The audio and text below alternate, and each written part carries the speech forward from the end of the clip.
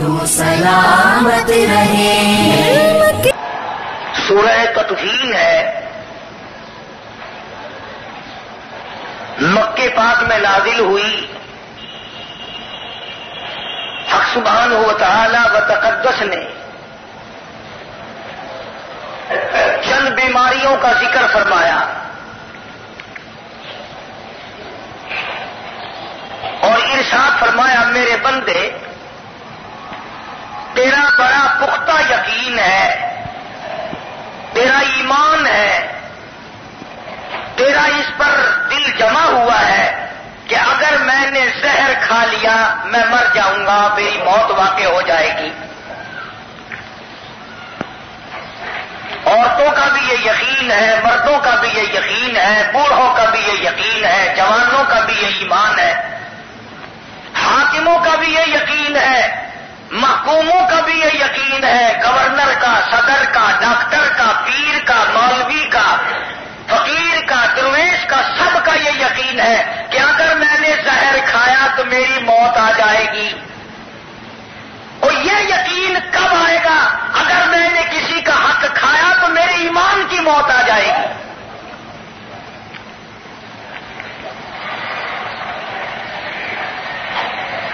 حالانکہ یہ بات تو نے اپنے دنیا دار لوگوں سے سنی کہ زہر کھانے سے موت واقع ہو جاتی ہے، اور یہ بات اللہ سے سنی اور اللہ کے حبیب لبیب حضرت محمد کریم صلی اللہ علیہ وسلم کی زبان سے سنا کہ دوسرے کا حق کھانے سے آدمی تباہ ہو جاتا ہے.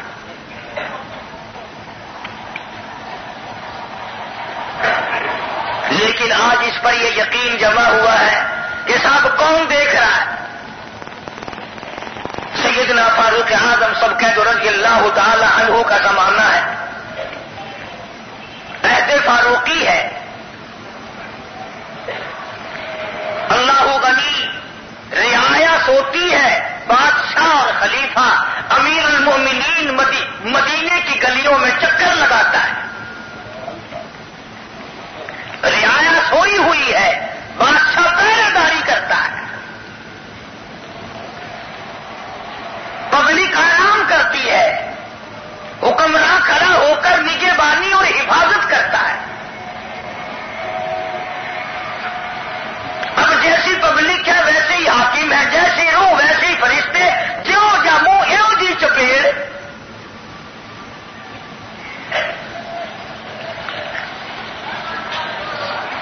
سیدنا فاروق اعظم نے ایک مکان میں سے آواز سنی. ایک عورت اپنی بیٹی کو کہتی ہے کہ دودھ نکال لیا بکری کا؟ کہ ہاں. کہ پانی ڈال دے اتنا ہی جتنا دودھ ہے. لڑکی کہنے لگی دیکھ رہا ہے، دیکھ رہا ہے.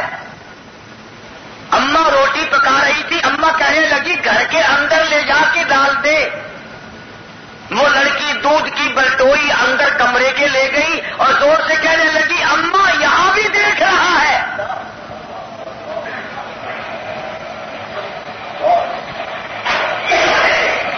شہری کا وقت ہے، بڑا تڑکا ہے، اذان سے پہلے کا ٹائم ہے. فاروق اعظم دروازے پہ کان لگائے کھڑے، اور یہ تو صحابہ کرام کے زمانے کی بات ہے.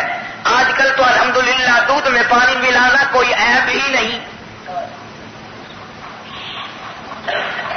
اب یہ قسم تو بندہ کھا سکتا ہے کہ میں نے خالص دودھ کبھی نہیں بیچا. یہ قسم کھانی بڑی مشکل ہے کہ میں نے پانی نہیں ملایا. چاہے ساری بھینسیں مر جاؤ پر پانی ملانا نہیں چھوڑنا. خیر ایک بات آ گئی، مجھے کسی سے کیا بحث ہے، خود مرو یا بھینسیں مرے ہمیں کیا. اس لڑکی نے اندر سے آواز دی کہ یہاں بھی دیکھ رہا ہے. اماں کہتی ہے کنڈا لگا ہوا نہیں ویڑے کے دروازے کا؟ لگا ہوا ہے. پھر کون دیکھ رہا ہے؟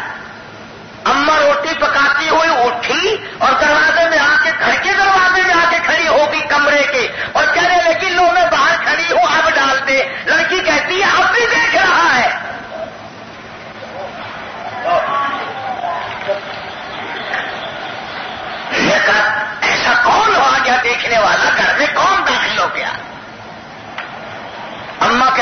بیٹی تو ہے اور میں ہوں، تیسرا یہاں کوئی ہے ہی نہیں، دیکھ کون رہا ہے؟ اللہ غنی لڑکی کہنے لگی ہم یقولون افترا علی اللہ کذبا، جس خدا کی بات پر تیرا یقین نہیں، تیرا مزاج نہیں جمتا، تیری طبیعت نہیں جمتی، تیرا ملال نہیں آتا، میں اس خدا سے کہاں چھپ کر جاؤں جس کا یہ عالم ہے؟ واللہ علیم بذات الصدور،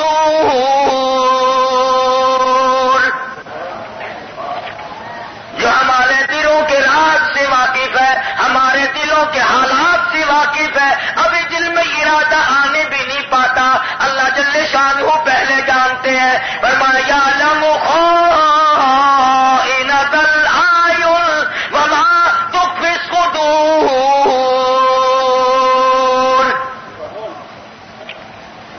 فرمایا کہ یہ جو آنکھ کا اشارہ کیا جاتا ہے اللہ پاک اسے بھی اچھی طرح دیکھ رہے ہوتے ہیں، اس سے چھپ کر بندہ کہاں جا سکتا ہے؟ بندے کی اپنی مرضی کی بات ہے کہ وہ سوچتا نہیں، وہ اس طرف دھیان نہیں کرتا، وہ توجہ نہیں کرتا، ورنہ خداوند عالم نے آدمی کو بنا کر آزاد نہیں چھوڑا۔ جناب فاروق اعظم رضی اللہ تعالیٰ عنہ اس دروازے پہ نشانی لگا کر چلے گئے اور پھر دن میں پتہ کرایا کہ یہ گھر کس کا ہے۔ جب ان کو بلوایا تو وہ بڑے ڈرے، تو فاروق اعظم نے اپنے بیٹے یا پوتے کے لیے اس لڑکی کا رشتہ منت کر کے مانگا جو اتنی جانتدار ہو۔ کبھی رشتے جو لوگ مانگا کرتے تھے جانت کے اعتبار سے، شرافت کے اعتبار سے، لیاقت کے اعتبار سے، امانت کے اعتبار سے، حیا اور غیرت کے اعتبار سے رشتے چلا کرتے تھے، اب رشتے کوٹھی بنگلوں کے ذریعے چلتے۔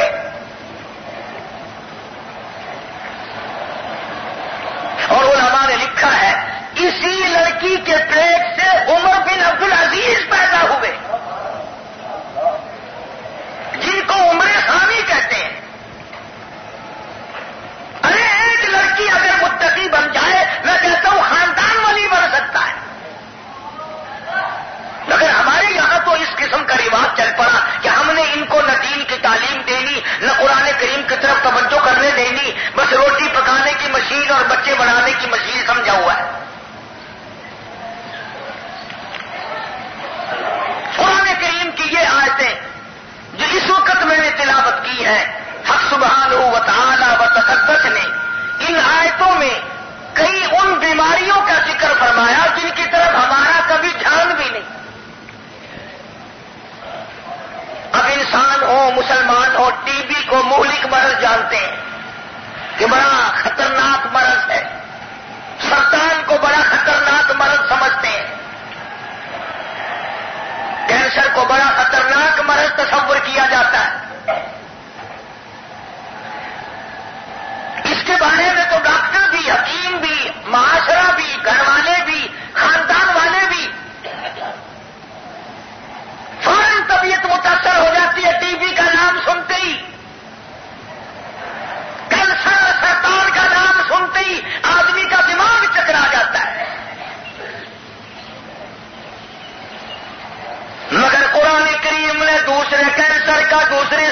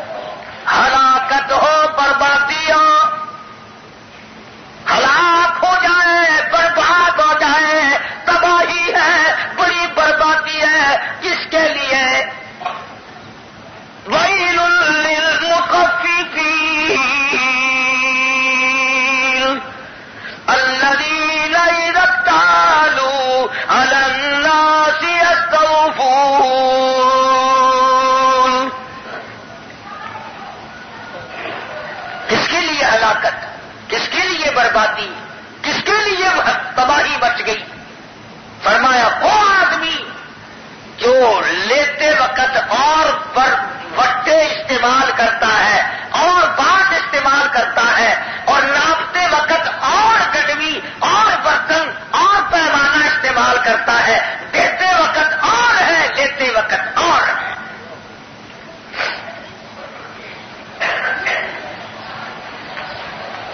اور بڑے خوش ہوتے ہیں ہم لوگ کہ دیکھو آج ہم نے 100 روپیہ بنا لیا۔ اب یہ تو نہیں سوچا کہ 100 روپیہ جو بنایا ہے ابھی اگر ذرا سا درد ہو گیا تو یہ 100 تو ڈاکٹر صاحب لے جائیں گے، اور وہ ایمان جو کروڑوں میں نہیں ملتا وہ چلا گیا، وہ واپس نہیں آنے کا۔ اور اس قسم کی دولت کے بارے میں فرمایا وَإِذَا كَالُوهُمْ أَوْ وَّزَنُوهُمْ يُخْسِرُونَ، ناپ کی کمائی کھانے والے، تول کی کمائی کھانے والے، سمجھ لو ذرا، ناپ کی کمائی کھانے والے، تول کی کمائی کھانے والے، وَيْلٌ لِّلْمُطَفِّفِينَ، ہلاک ہو جائیں گے، برباد ہو جائیں گے۔ اس دن لوگوں کے حقوق چکانے پڑیں گے جس دن قیامت کے دن پلے کچھ بھی نہ ہوگا۔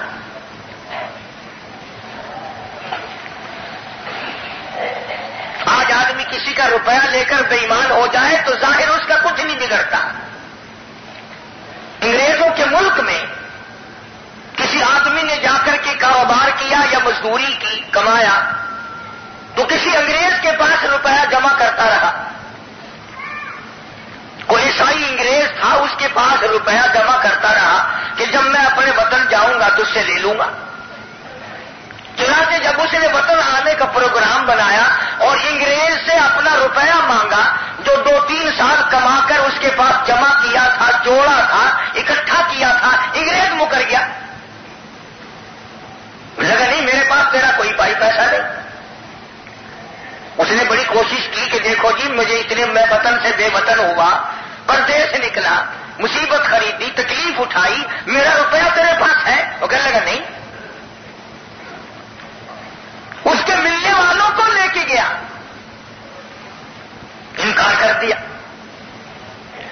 یہ بیچارہ بڑا پریشان کہ میرا تو ملک سے آنا نہ آنا برابر ہی ہو گیا، کیا فائدہ ہوا میرا ملک سے نکلنے کا، گھر سے بے گھر بھی ہوا، وہی بات۔ بیچارہ بڑا پریشان تھا، کسی نے مشورہ دیا کہ گرجے میں چلا جا، جیسے ہماری مسجدیں ہیں عیسائیوں کا گرجا ہوتا ہے، اور وہاں پادری تجھے ملے گا، یعنی عیسائیوں کا مولوی ملے گا، اس کو جا کے شکایت کر، وہ دلوا سکتا ہے۔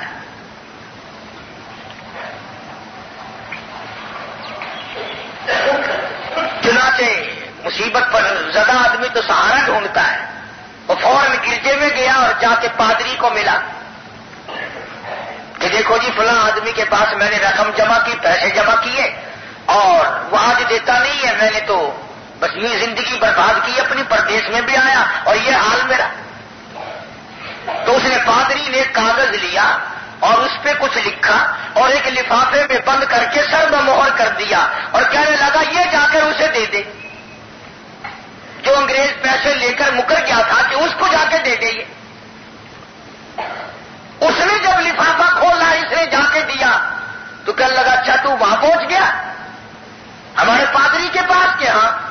کہ اچھا شام کو لے لینا اپنے پیسے، تیرے سارے پیسے دے دوں گا آج۔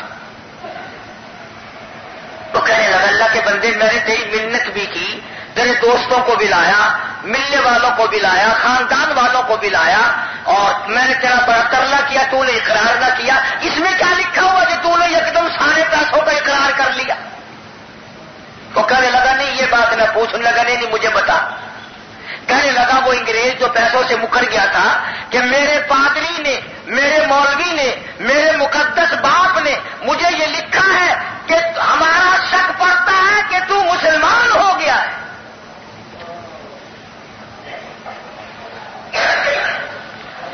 تو جو کسی کی رقم کھا کے مکر رہا ہے، ہمارا شک پڑ گیا کہ تو مسلمان ہو گیا ہے۔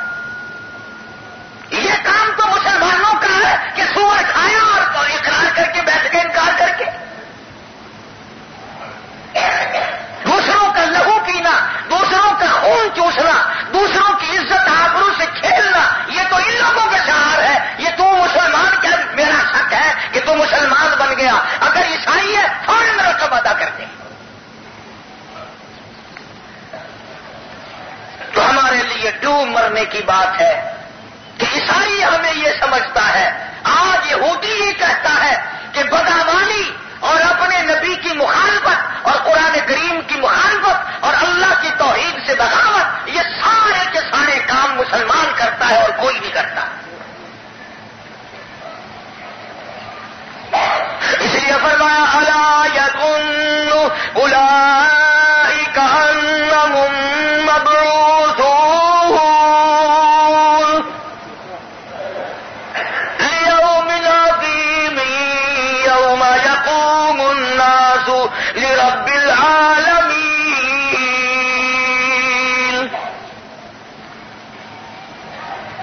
ان لوگوں نے اس دن کو، عذاب والے دن کو ہلکا سمجھا ہوا ہے.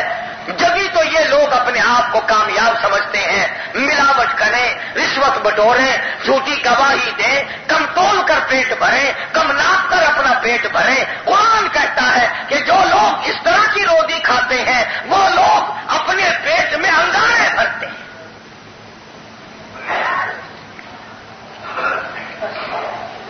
اور اس پر آدمی کا دھیان بھی نہیں جاتا، توجہ بھی نہیں جاتی. اولیاء کرام کی بات سن لو. ایک بزرگ نے چھہارے خریدے کسی دکان سے اور یوں کرتے کے پلے میں لیے، وہ دامن میں اپنے پلے میں ڈالتے وقت چھہارے نیچے گر گئے دکان میں. جب اٹھائے تو دکاندار کا ایک چھہارا زیادہ آ گیا، یعنی پلے سے نیچے گرے 2 تھے، اٹھا لیے 3. اٹھائے اپنے سمجھ کے ہیں. چھہارے لے کر کے سفر کر رہا ہے، نماز کے لیے نیت باندھ لی. 2 آدمی برابر میں آئے اور ایک کہنے لگا تو جانتا ہے یہ کون ہے؟ کہ ہاں. کہ کون ہے؟ کہ وہ ہے جو دکاندار کا چھہارا اٹھا کے لے آیا. دوسرے کا چھہارا اٹھا کے لے آیا، غیر کا حق لے آیا. لگا کہ کیوں اس نے چوری کی ہے؟ لگا نہیں، اٹھایا تو بھول میں ہے مگر ایک چھہارا زیادہ آ گیا. توجہ کرنا کہ پھر تجھے کیا تکلیف ہوئی، تو کیوں بتا رہا ہے کہ ایک چھہارا زیادہ آ گیا؟ کہنے لگا میں ڈرتا ہوں جس حلق میں آج تک پرایا حق گیا ہی نہیں، چھہارا بھی نہ جائے تو اچھا ہے. جس کے حلق میں آج تک پرایا حق گیا ہی نہ ہو، وہ ایک چھہارا بھی کیوں چلا جائے. چنانچہ بزرگ فوراً خبردار ہو گئے. وہ بزرگ جیسے اللہ والے، انہوں نے جا کر کے دکاندار سے جب وہ تلوائے تو واقعی چھہارا زیادہ نکلا. مطلب میرا یہ کہ اگر کسی آدمی کی یہ نیت ہو کہ یہ منہ کا کھایا ہوا، یہ پیٹ میں گیا ہوا، یہ آنکھوں کا مزہ، یہ زبان کا مزہ، یہ خواہشات نفسانی کا مزہ، یہ آج تو مزہ ہے، کل کو اتنی زبردست ادا بن کے لپٹے گا کہ تباہی ہو جائے گی. اسی کو قرآن کریم نے دوہرا دیا، کلا ان کتاب الفجار لفی سجین. فرمایا خبردار، حق حقوق العباد کی پرواہ کرو. نبی کریم صلی اللہ علیہ وسلم نے جب بھی کسی کا جنازہ پڑھایا کبھی یہ نہیں پوچھا اس کے بنگلے کتنے ہیں، اس کی کوٹھی کتنی ہے، اس کی جائیداد کتنی ہے، بلکہ جس میت کے قریب سرکار مدینہ سب کہہ دو صلی اللہ علیہ وسلم تشریف لائے، یوں فرمایا کرتے تھے اس کے ذمے کسی کا قرض تو نہیں. اگر قرض ہوتا، جب تک کوئی ضامن نہ بنتا کہ میں ادا کروں گا، سرکار مدینہ صلی اللہ علیہ وسلم جنازہ پڑھانے سے الگ ہو جاتے. یہ تھوڑی بات ہے کہ سرکار جس کا جنازہ چھوڑ دیں، کیا خیال ہے؟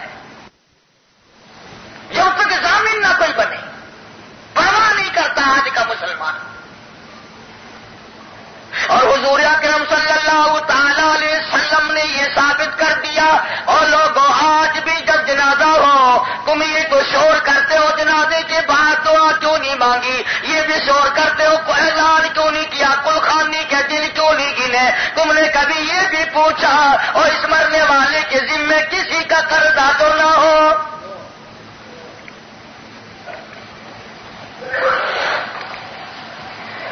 ہم نے تو سنا نہیں کہ کوئی اعلان کرتا ہو سلام پھیرنے کے بعد، او بھائی اس مرنے والے کے ہم بیٹے ہیں، ہم بھائی ہیں، ہم بھتیجے ہیں، کسی کا قرضہ ہو، کسی کا لینا دینا ہو، وہ ایمانداری سے بتاؤ، ہم چکائیں گے بھائی جتنا بھی ہو۔ بلکہ آج کل تو حالات یہ بنے ہوئے ہیں، کئی جگہ سنا کہ جس کے پاس آئے نا اس قسم کا موقع کہ بھئی میں نے پیسے لینے مرنے والے سے، انہوں نے کہا وہ قبر ہے فلانی طرف، جا کے لے لے۔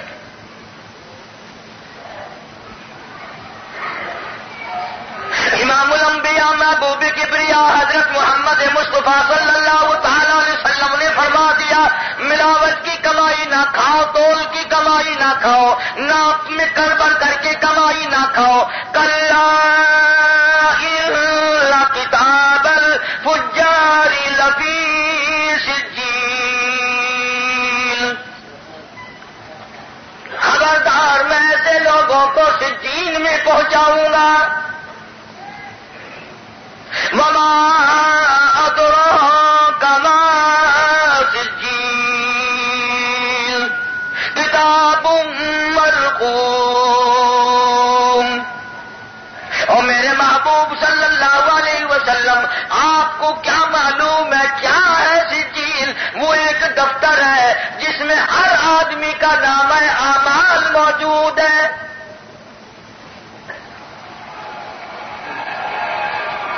ساری زندگی کی کرتوت، ساری زندگی کی مثل، ساری زندگی کا ریکارڈ،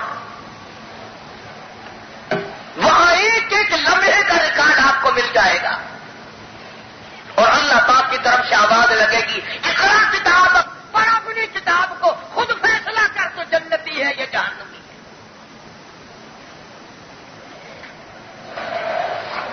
اچھا بھلا جانتا ہوا بھی آدمی اپنے آپ کو بھول بھلیا میں ڈالتا ہے، کوئی نہیں جی، خیر ہے خیر ہے خیر ہے خیر ہے۔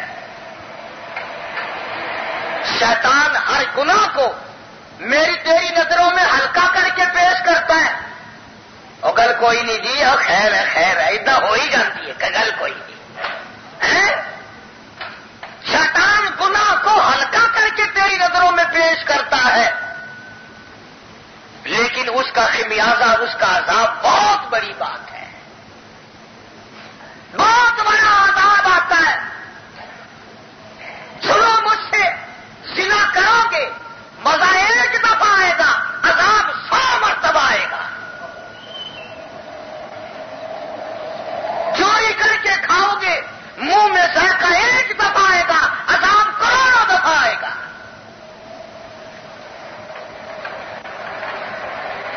کوئی چیز منہ میں چکھو گے اس کا ذائقہ ایک مرتبہ آئے گا، لیکن وہ اگر وہ ناجائز ہوگی اس کا عذاب تمہیں لاکھوں مرتبہ بھگتنا پڑے گا۔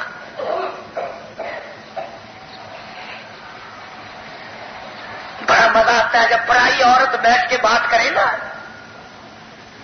آج کل تو عورتیں گفتگو کرنا بھی ٹی وی ریڈیو سے سیکھتی ہیں، ماں باپ سے نہیں۔ لچر لچر کے باتیں کرنا، چمڑا چمڑا کے گل کرنی، منہ بنانا جی میں ٹی وی والی وہ بنا دی ہے، میں ہاتھ لانا، میں کپڑے پانے، سارا کرنا۔ ارشاد فرمایا مدنی کریم صلی اللہ تعالی علیہ وسلم کی ذات اقدس نے، من تشبہ بقوم فہو منہم، اور لوگوں جس قوم کی شکل بناؤ گے، جس قوم کی صورت بناؤ گے، جس قوم کی مشابہت کرو گے، قیامت کے دن ان لوگوں میں سے خود بخود اٹھو گے۔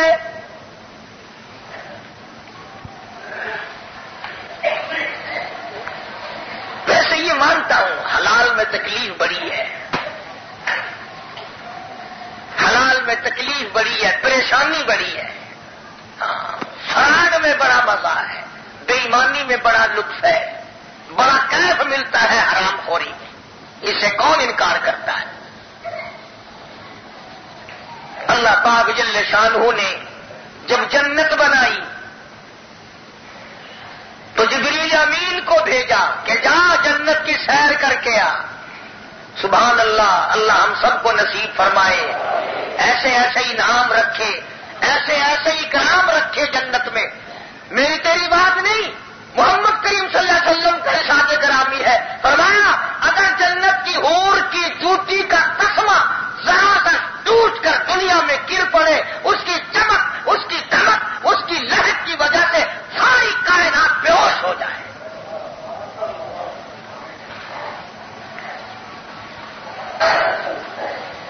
فرمایا کہ جنت کی حور دنیا کی طرف منہ کر کے مسکرا دے, اس کے دندانوں کی چمک کی وجہ سے پوری دنیا بے ہوش ہو جائے.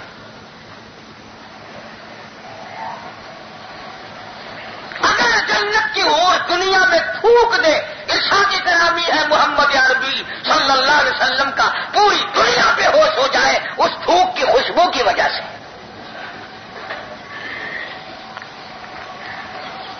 بڑے بڑے انعام رکھے.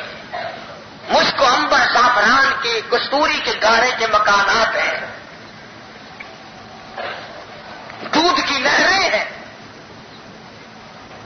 اور ایک اور وعدہ کیا اللہ نے, صاف شفاف دودھ, ملا ہوا نہیں, ملاوٹ والا نہیں.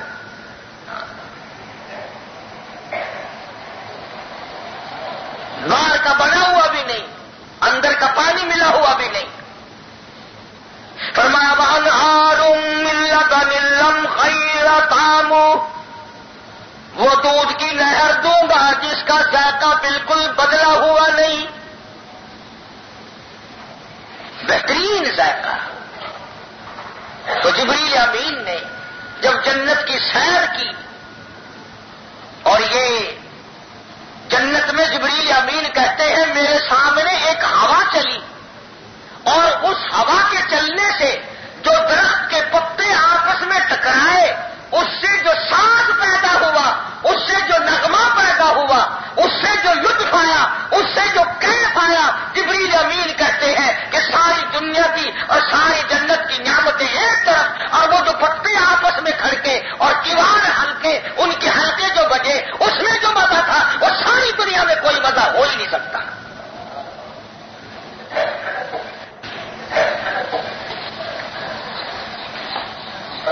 جبریل امین جنت کی سیر کر کے آئے, سارے انعامات دیکھ کر آئے. اللہ پاک جل شانہ کے حضور میں آ کے عرض کر دیا کہ جی ماشاءاللہ بہت بڑی اعلیٰ درجے کی جنت ہے, اس میں تو بڑی بھیڑ مچے گی, سب لوگ یہیں آئیں گے. اللہ پاک نے پھر نماز دروازے پہ لکھ دی, روزہ, حج, زکات, حرام حلال دفتر ہے لکھا ہوا, ہر کسی کا نام اعمال وہاں موجود ہے. وَيْلٌ يَوْمَئِذٍ لِّلْمُكَذِّبِينَ, جھوٹ بولنے والوں کے لیے ہلاکت ہے, بربادی ہے, تباہی ہے ان لوگوں کے لیے.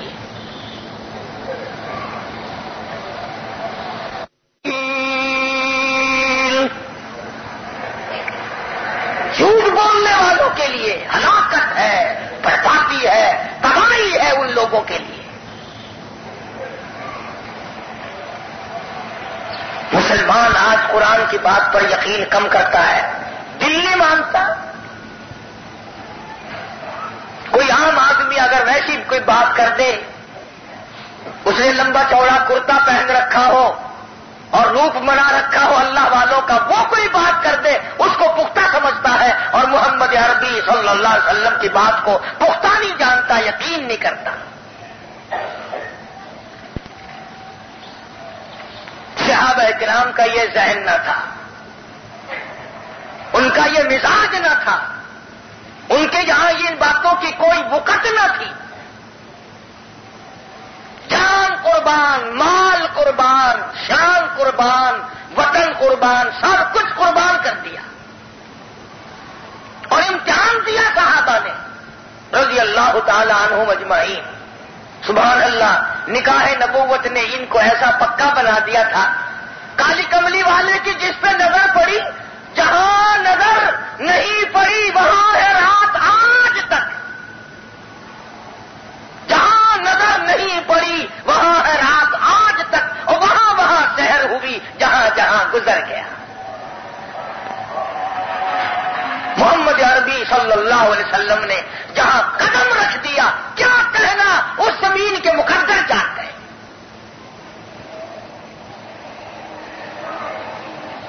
پھر ان صحابہ نے جو قربانیاں دی ہیں، 2 نوجوانوں کو مکے والوں نے گرفتار کر لیا، دیوانے ہیں حضور کریم صلی اللہ علیہ وسلم کے۔ ہاں، ایک تو بھی کلمہ پڑھتا ہے، میں بھی کلمہ پڑھتا ہوں، تو بھی ایک مسلمان ہے، میں بھی ایک مسلمان ہوں، لیکن فرق کچھ اور ہے، تھوڑا سا فرق ہے صحیح صحابہ میں اور ہم میں۔ کیسے؟ اسی کو کہتا ہے کہ تیرا پیام اور ہے، میرا پیام اور ہے، تیرا پیام اور ہے، میرا پیام اور ہے، عشق کے درد مند کا طرز کلام اور ہے، اور درد مندوں کا کیا کہنا، ان کے کلام بھی نرالے ہوا کرتے ہیں۔ کیا کہنا ان لوگوں کا جن کو نکاح نبوت نے رنگ کے اتنا پختہ بنا دیا ہو کہ پوری دنیا کی طاقت ایک طرف ہو اور محمد کے غلام کا ایمان ایک طرف ہو صلی اللہ علیہ وسلم۔ 2 نوجوانوں کو پکڑ کے لایا گیا مکے میں، سولی پہ چڑھانے کا پروگرام ہے۔ مکے کی عورتیں آ گئی، مکے کے مرد آ گئے، بچے آ گئے، تماشا دیکھیں گے۔ کن کا؟ کس کا تماشا؟ کالے کمرے والے کے دیوانوں کا، حضور کے مستانوں کا تماشا دیکھیں گے، حضور کے پروانوں کا تماشا دیکھیں گے، جانثاروں کا تماشا دیکھیں گے۔ سارا مکہ آ گیا،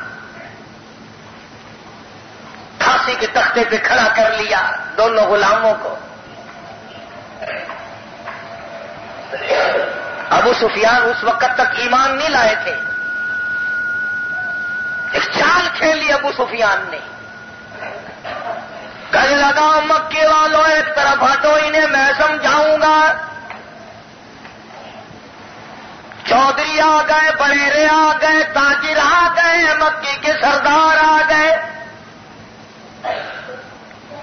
سب کے سامنے آ کر ابو سفیان کہنے لگا ذرا ہٹو، میں ان دونوں سے بات کرتا ہوں، میں سمجھاؤں گا۔ ابو سفیان قریب آیا، کہنے لگا مسلمانوں میری بات سنو، میں تمہارا بڑا خیر خواہ ہوں، ہائے ہائے ہائے، چاند جیسی تمہاری شکلیں، یہ خوبصورت تمہارے قد و قامت، یہ تمہارے چمکتے چہرے، کتنے سونے جوان ہو، ابھی برباد ہو جاؤ گے، آؤ میری بات سنو۔ میں نے مکے والوں سے بات کر لی ہے، میں سردار ہوں مکے کا، میرا نام ابو سفیان ہے، میں نے ان سے بات کر لی تمہارے لیے، اپنے نبی کا دین چھوڑ کر آ جاؤ، کلمہ چھوڑ کر آ جاؤ، ہم اپنی بیٹیاں تمہیں دیں گے، شہزادیاں دیں گے، دولت دیں گے، مالا مال کر دیں گے۔ ارے بھوکے مرتے پھرتے ہو، کپڑے تمہارے پلے نہیں، روٹی تمہارے پلے نہیں، ادھر سب کچھ ملے گا۔ منجے اتنے میرے تیرے ورگا ہوں نا، آخر آپس میں دونوں نے آخنا سی ہاتھ مارو ہاتھ مارو، میری تے امب نے چکو چکو چکو چکو، دیر نہ لاؤ، امب ہی کے آم ہے، اٹھاؤ اٹھاؤ اٹھاؤ۔ جن کو نگاہ نبوت نے رنگ دیا تھا، مستانہ بنا دیا محمد مصطفیٰ کی نگاہ نے صلی اللہ علیہ وسلم۔ ابو سفیان آ کے کہنے لگا، حافظ کہتا ہے ابو سفیان بولا گناہگاروں مسلمانوں، ابو سفیان بولا گناہگاروں مسلمانوں، تمہاری قتل گاہ ہے یہ اس میلہ گردانوں، تماشا نہ سمجھو، تمہاری تمہیں پھانسی چڑھایا جائے گا. رہائی تم کو دیں گے اور مالا مال کر دیں گے. رہائی تم کو دیں گے اور مالا مال کر دیں گے. تمہیں دیں گے اتنا کہ خوشحال کر دیں گے. بڑا کچھ تمہیں دیں گے, مزے آ جائیں گے. سرکار مدینہ صلی اللہ علیہ وسلم کے غلام ہیں, پھانسی کے تختے پہ کھڑے ہیں. ابو سفیان کی ساری باتیں سن کر زبان کوئی سے نے نہ ہلائی, آنکھوں ہی آنکھوں میں مشورہ کر لیا. آنکھوں ہی آنکھوں میں اس نے اس کی طرف دیکھا, اس نے اس کی طرف دیکھا. ادھر زید ہے ادھر خباب ہے, ایک دوسرے کی طرف دیکھ کر دونوں بیک زبان ہو کر کے بولے اگر قارون کی دولت, اگر قارون کی دولت زمانے بھر کا مالو سر, اگر قارون کی دولت زمانے بھر کا مالو سر ملے اسلام کے بدلے ہم تھوک دیں اس پر. تمہاری شہزادیوں کے منہ پہ کلمے کے مقابلے میں, سرکار کے دامن کے مقابلے میں, سرکار مدینہ صلی اللہ علیہ وسلم کی سنت اور دین کے مقابلے میں ہم تمہاری شہزادیوں کے منہ پہ تھوکنے کو بھی تیار نہیں, تمہاری دولت پہ تھوکنے کو تیار نہیں, تمہاری سرداری پہ ہم تھوکنے کو بھی تیار نہیں. اور یہ بات نہیں کہ یہ باتوں باتوں میں قصہ ختم ہو گیا, دونوں کو پھانسی چڑھایا گیا. جب نہ مانے تو پھانسی چڑھایا گیا. اور میں بھی تم میں شامل ہوں. ہمارا جب آخری وقت ہوتا ہے ہماری تمنا یہ ہے اس اولاد کے لیے یہ بنا دیں, اس بیگم کے لیے یہ کر دیں, اپنے لیے یہ بنا لیں, یہ کر دے وہ کر دے. ادھر مدنی کریم صلی اللہ تعالی علیہ وسلم کے غلام کا جب آخری وقت آیا, پھانسی کی تختے پہ کھڑا ہے صحابی. پوچھا ابو سفیان نے کسی کے نام کوئی پیغام ہو تو ہم پہنچا دیں گے. کچھ نیا ہو, کوئی پیغام ہو, ہم پہنچا دیں گے. صحابی کہنے لگا تیرے سے میرا کوئی واسطہ نہیں, میرا کوئی پیغام نہیں, آخری وقت ہے, کوئی تمنا نہیں, کوئی آرزو نہیں, کوئی حسرت نہیں, بلکہ اتنی سی بات عرض کی, او میرے پروردگار یہ ہوا تیری غلام ہے, او میرے مالک کی ہوا اسی وقت میرے مدینے میں چلی جا, میرے محبوب کے مدینے میں چلی جا اور آقا کی خدمت میں جا کر میرا آخری سلام عرض کر دے.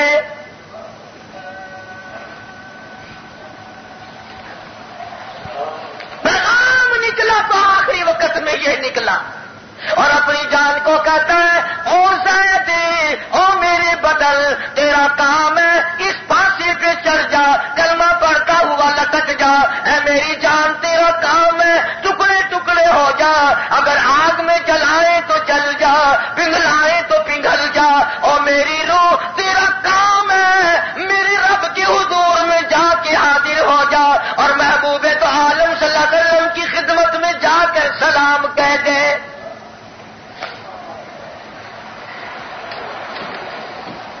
وہ ایمان آج ہم لوگ پیدا کر لیں تو بات بنتی ہے, لیکن سہارے بنے ہوئے مولوی سمجھاتا ہے نا, او میاں خیر ہے خیر ہے خیر ہے خیر ہے خیر ہے, اور جنت تیری نہیں تو اور کیا جنت میں جا سی. نماز دی گل نہیں کرتا, داڑھی دی گل نہیں کرتا, نام پیغمبر والا ہے, نام یوسف ہے, سلیمان ہے, موسیٰ ہے, ہارون ہے, یعقوب ہے, زکریا ہے, الیاس ہے, قادر بخش ہے, اچھے اچھے نا شکل دیکھو ان معلوم ہوتا جی میں ہندو کے گھر پیدا ہو کے ہندو بن کے مرنا رہا ہے.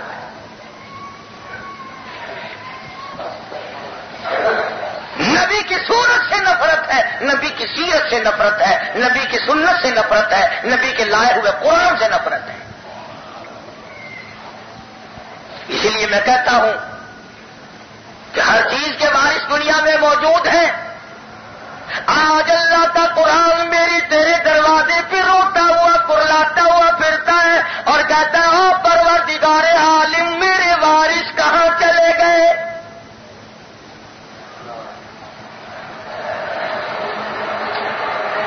جدھر قرآن جاتا ہے کنجریوں کے گانے ملتے ہیں، روٹ کر دھکا دے کے ہمارے دروازوں پہ لعنت بھیج کے قرآن واپس ہو جاتا ہے۔ رسم و رواج کی پابندی، نبی پاک صلی اللہ علیہ وسلم کی سنت کی کوئی پابندی نہیں۔ دعا کر اللہ استغفار کی توفیق دے، توبہ کی توفیق دے، مدنی کریم صلی اللہ علیہ وسلم کا اس جہان میں بھی زیارت ہو، وہاں بھی شفاعت نصیب ہو، اللہ عمل کی توفیق عطا فرمائے۔